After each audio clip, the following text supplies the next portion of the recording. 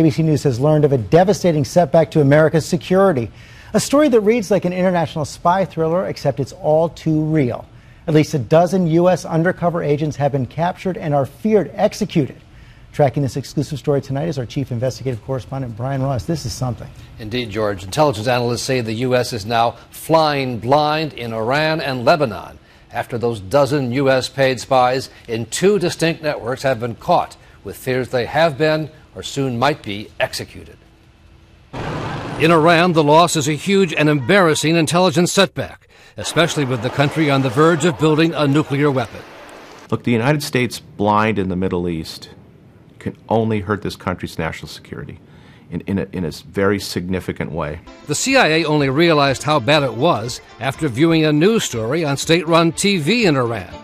Usually labeled lies and propaganda by the U.S., American officials say this broadcast actually revealed some CIA sources and methods. The program even showed the websites of several companies that the Iranians said were CIA fronts used for covert communications.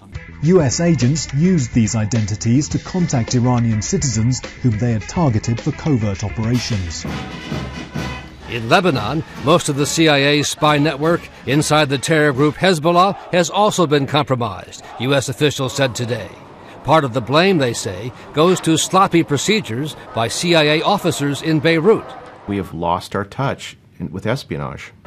It turns out the CIA met many of its spies in the same places, a Pizza Hut and a public beach, and failed to detect two double agents sent in by Hezbollah who learned of the secret locations. ABC's Alexander Marquardt is in Beirut. Through careful monitoring, Hezbollah was able to figure out who the U.S. diplomats and handlers were. In Washington today, no one wanted to talk publicly about the massive CIA failure. At the State Department, I'm certainly not going to comment on anything having to do with intelligence. Or at the White House. I'm not going to comment on intelligence matters from here. The only public comment comes from an unnamed U.S. official who said that failure can always be expected in the risky game of espionage.